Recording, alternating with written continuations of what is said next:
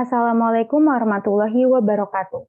Perkenalkan, kami dari kelompok 3 Hehe, kami akan mempresentasikan terkait sistem manajemen informasi mahasiswa dengan implementasi struktur data. Kelompok kami terdiri dari Muhammad Tegar Santoso, Eserwina Beardamanik, dan Lutfia Nusabilianti. Latar belakang dari dibentuknya sistem manajemen informasi mahasiswa ini karena tiap perguruan tinggi di Indonesia, khususnya IPB University, memiliki data mahasiswa dan dosen dalam jumlah yang besar, serta memiliki atribut data yang sangat kompleks, yang menyebabkan sulitnya pengelolaan data tersebut. Oleh karena itu, dibutuhkan sebuah sistem manajemen informasi yang mampu mengelola data dalam jumlah yang besar dan mampu menyelesaikan masalah-masalah yang mungkin timbul di masa depan dan menghambat efektivitas kerja seperti adanya kerancuan dan ketidakangkutan data, serta kesulitan dalam mencari data mahasiswa secara cepat dan akurat. Oleh karena itu, sistem manajemen informasi perlu dibentuk menggunakan struktur data tertentu yang memungkinkan pengelolaan data secara lebih terstruktur. Pembuatan sistem manajemen informasi ini akan dilakukan dengan menggunakan struktur data hashmap untuk pencarian yang lebih optimal pada sistem dan ditambah dengan struktur data double linked list, vektor, serta CL tree. Tujuan dari pembuatan sistem manajemen informasi mahasiswa ini adalah untuk meningkatkan pengelolaan data mahasiswa dalam jumlah besar tanpa adanya kerancuan data, serta pengembangan sistem yang dapat mengoptimalkan pencarian, penghapusan, dan penambahan data mahasiswa dalam sistem. Selanjutnya adalah metode.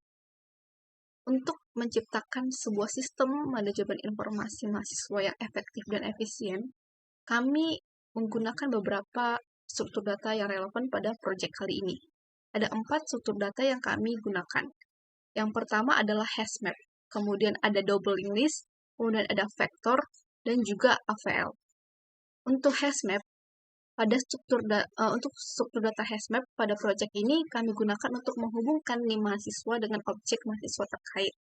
Sehingga ketika terjadi collision atau tabrakan di mana ada 2 key yang sama, chaining menggunakan double linked list dapat menjadi solusi collision tersebut sehingga proses penambahan objek mahasiswa yang baru ke dalam hashmap tetap bisa dilakukan. Kemudian ada struktur data vektor. Pada proyek ini, vektor kami gunakan untuk menyimpan daftar objek transkrip yang terkait dengan KRS mahasiswa, sehingga memungkinkan proses penambahan, penghapusan, dan pengelolaan data secara dinamis. Vektor juga digunakan sebagai alat bantu untuk membaca file CSV, kemudian mencetak dengan urutan yang diinginkan, dan menyimpan kembali data tersebut ke dalam file CSV. Selanjutnya ada struktur data AVL. Untuk AVL sendiri, itu digunakan untuk mengatur penyimpanan dan pengelolaan data mahasiswa dan dosen dan mata kuliah berdasarkan ID-nya. Karena pada AVL, elemen-elemennya itu disusun secara terurut sehingga memungkinkan proses penyisipan, pencarian, dan penghapusan data yang lebih efisien.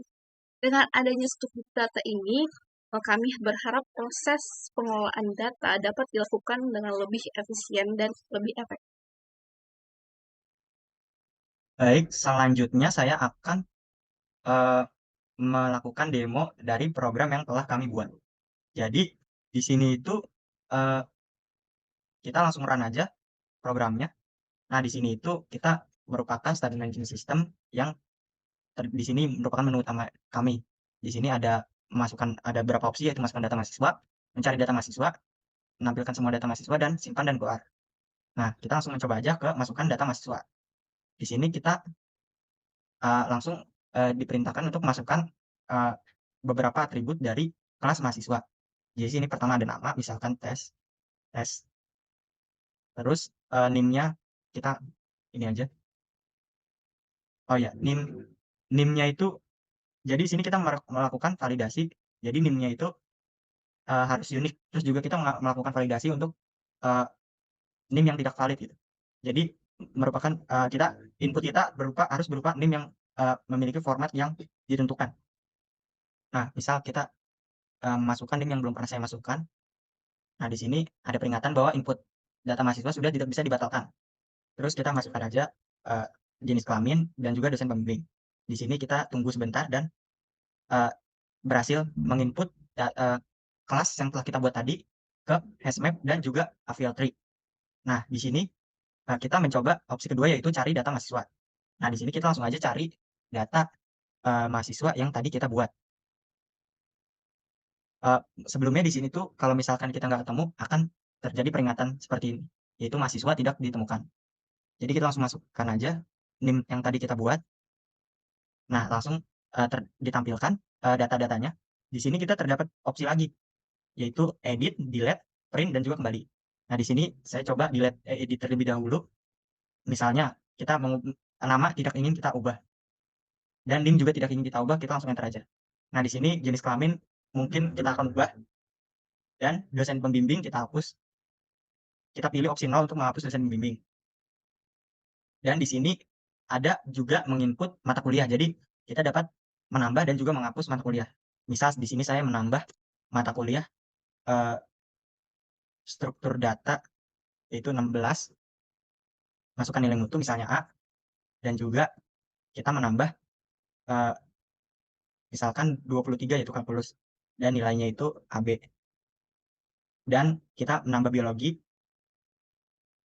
dan nilainya itu B misalnya. Nah, terus kita coba hapus nih, misalnya kita nyoba hapus kalkulus misal 23. Atau kita mencoba yang lain dulu yang kita hapus, 24 misalnya. Di sini terdapat peringatan bahwa mata kuliah belum diambil sehingga tidak bisa dihapus. Jadi kita langsung coba hapus yang kalkulus dulu.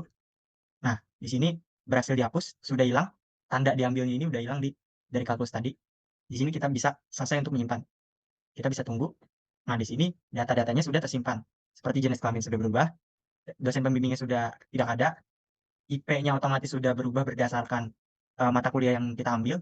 Di sini di kelas mahasiswa juga terdapat SKS. Jadi IP diukur berdasarkan nilai mutu dan juga SKS dari mata kuliah yang kita ambil.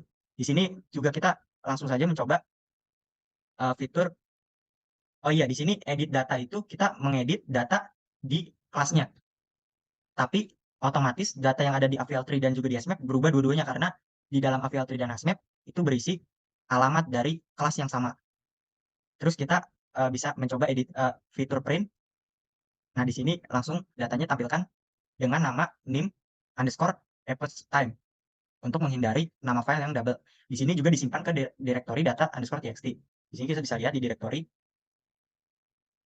data_txt sudah ada dan berisi data mahasiswa yang tadi kita print yaitu yang ini. Nah, terus untuk melanjutkannya kita bisa tutup filenya. Nah, kita misal cari lagi yang tadi